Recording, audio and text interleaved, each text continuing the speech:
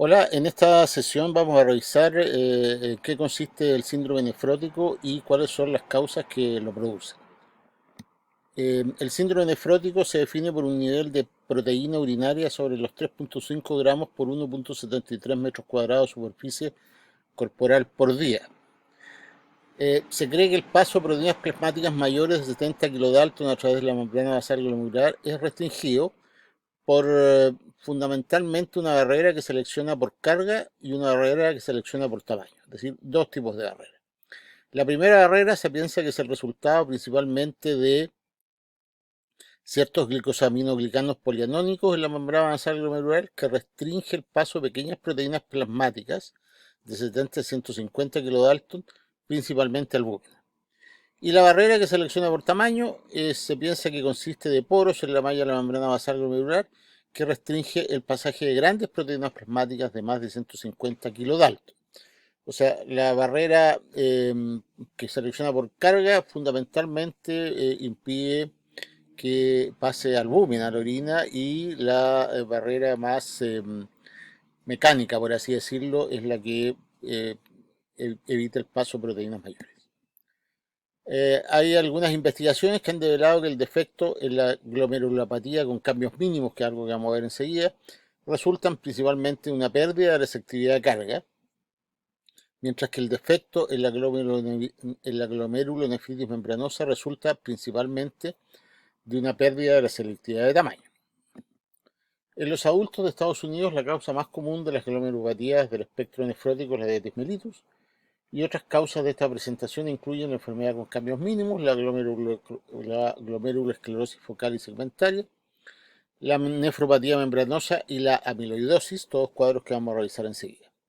Cualquiera de estas entidades puede presentarse en el extremo menos severo del espectro con un sedimento urinario anodino y proteinuria o en la otra punta del espectro, digamos, con un síndrome nefrótico. La creatininemia puede estar elevada al momento de la presentación o puede ser normal dependiendo de la severidad o si la enfermedad es aguda o crónica. ¿Cuáles son los elementos esenciales? Pues una característica es que tengamos un sedimento urinario anodino con pocas o ninguna célula o cilindros celulares y el síndrome nefrótico propiamente tal se caracteriza por proteinuria importante, excreción urinaria de proteínas mayor de 3 gramos por día, hipoalbuminemia, albúminas menos de 3 gramos por día por decilitro, perdón, esto es a nivel plasmático. Generalmente esto se presenta con edema periférico e hiperlipidemia y además en la orina pueden observarse cuerpos grasos ovales que están dados por la hiperlipidemia. Las causas son fundamentalmente causas de tipo renal glomerular y estas pueden ser alteraciones renales primarias, como son la enfermedad con cambios mínimos, la glomerulosclerosis focal y segmentaria y la nefropatía membranosa, o enfermedades sistémicas que afectan al glomérulo, como son la nefropatía diabética, la nefropatía asociada a VIH o la amiloidosis renal. ¿Cuál es la sintomatología? Como dijimos, puede haber una proteinuria en rango subnefrótico. Esto es menos de 3,5 gramos de albúmina por día. Y esta proteína, esta presentación no presenta síntomas de enfermedad renal. O puede presentarse como un síndrome nefrótico, propiamente tal, ¿no es cierto? Con edema periférico debido a retención de sodio con niveles de albúmina menores de 2 gramos por decilitro, llenado arterial insuficiente con una baja presión osmótica o asmática. Este edema puede presentarse en las regiones, o sea, suele presentarse en las regiones dependientes, tales como las extremidades inferiores, o puede ser generalizado o incluir edema periorbital, y por disnea, y esto se produce por congestión pulmonar o por derrame alveolar franco. También puede haber compromiso diafragmático por la ascitis que puede formarse. En cuanto al sedimento urinario, lo que observamos es una proteinuria, la que ocurre como resultado de la pérdida de podocitos y una alteración de la carga negativa de la membrana glomerular basal. Y al examen microscópico, el sedimento urinario tiene relativamente pocos elementos celulares o cilindros. Sin embargo, si hay una hiperlipidemia marcada, pueden verse cuerpos grasos ovales urinarios, los que aparecen como racimos de uva a la microscopía de luz o como cruces de malta bajo luz polarizada. En cuanto a parámetros sanguíneos, lo que destaca son una hipoalbuminemia, menos de 3 gramos por decilitro, una hipoproteinemia, menos de 6 gramos por decilitro, una hiperlipidemia que ocurre en sobre el 50% de los pacientes con síndrome nefrótico precoz, y se hace más frecuente y más intensa a medida que la severidad del síndrome nefrótico aumenta. También vamos a encontrar una VIH aumentada por alteración de algunos componentes del plasma, así como niveles aumentados de fibrinógeno.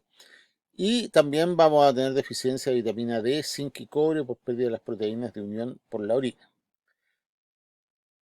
Si queremos determinar etiología, hay que solicitar niveles de complemento, electroforesis de proteínas séricas y urinarias, anticuerpos antinucleares, serología para hepatitis viral y también para VIH. En general, el elemento de laboratorio que da el diagnóstico suele ser la biopsia renal, que se realiza en adultos con una nueva aparición de un síndrome nefrótico idiopático si se sospecha una enfermedad renal primaria que puede requerir terapia inmunosupresora. Una disminución crónica y significativa de enfermedad renal crónica indica una enfermedad renal irreversible, lo que atenúa la utilidad de la biopsia renal, pero aún así puede ser necesario hacerlo. En un escenario de diabetes mellitus tipo 1 o 2 de larga duración, una enfermedad renal proteinúrica es raramente biopsiada porque se piensa que la mayor probabilidad de causa es la diabetes mellitus. Pero podría ser necesario biopsiarla si se observan características atípicas tales como hematuria glomerular significativa o cilindros celulares, o si hay otras razones para sospechar una lesión renal adicional. Y el tratamiento del síndrome en sí, ya vamos a ver después que hay un tratamiento específico para las enfermedades que lo producen. Cuando hay pérdida de proteína y la proteinuria es subnefrótica o síndrome nefrótico leve, bueno, restricción de proteína en la dieta, esto puede ser útil para entecer la progresión de la enfermedad renal crónica.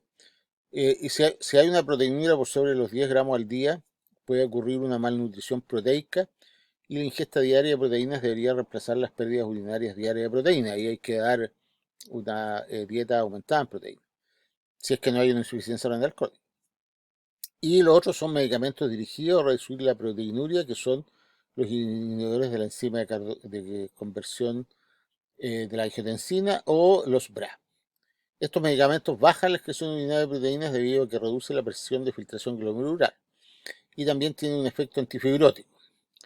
Su uso es limitado en pacientes con hipercalemia y en pacientes con tasa de filtración glomerular reducida en la medida que la creatinina aumente más de un 30%.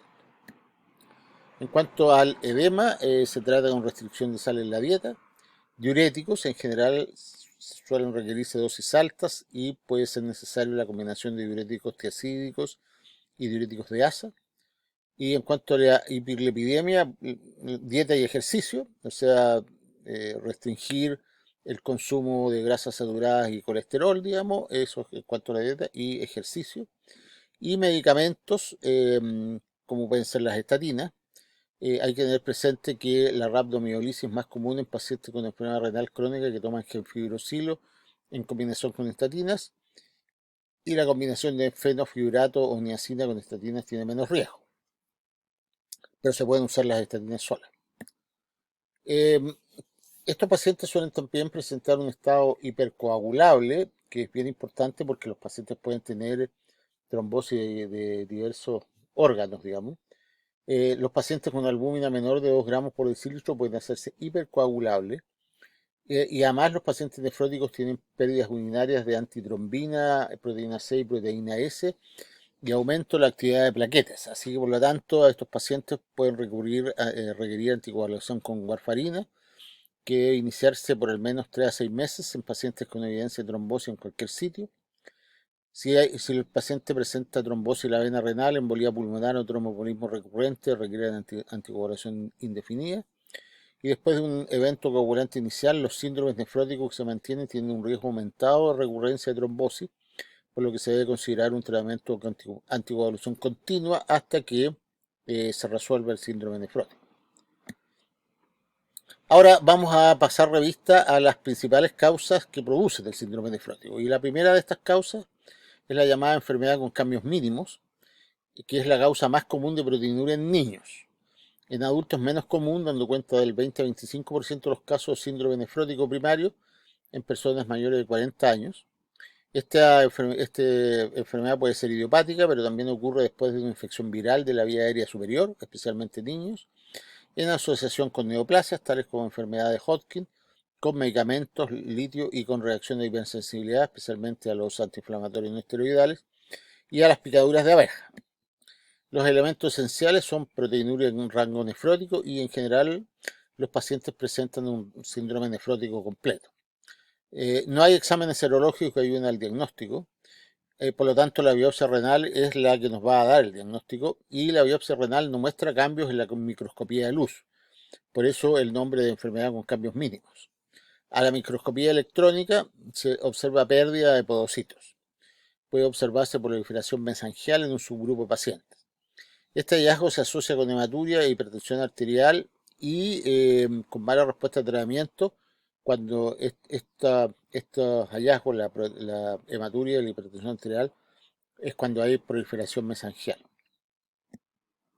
El tratamiento, bueno, prednisona, 60 miligramos metro cuadrado día oral, que es una dosis bastante alta, y en adultos se requiere hasta 16 semanas para alcanzar una respuesta.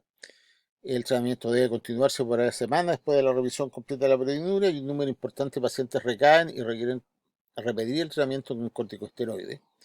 Los pacientes con recaídas frecuentes o resistencia a los corticosteroides pueden requerir ciclofosfamida, un inmunosupresor, o inhibidores de la calcineurina como tacrolimus, ciclosporina, o rituximab para inducir una remisión subsecuente. La buena noticia es que la progresión de la enfermedad renal crónica es rara. El segundo cuadro importante es la glomerulosclerosis focal y segmentaria, que resulta del daño a los podocitos.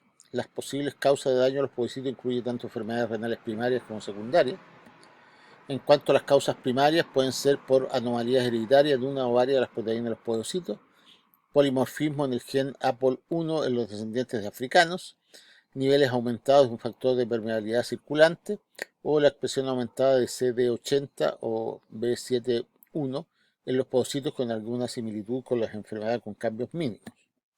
Las causas secundarias son daño por sobretrabajo del nefrón, digamos, ¿no es cierto? Obesidad, hipertensión arterial, un reflujo urinario crónico, infección por VIH o exposición a analgésicos o bifosfonatos.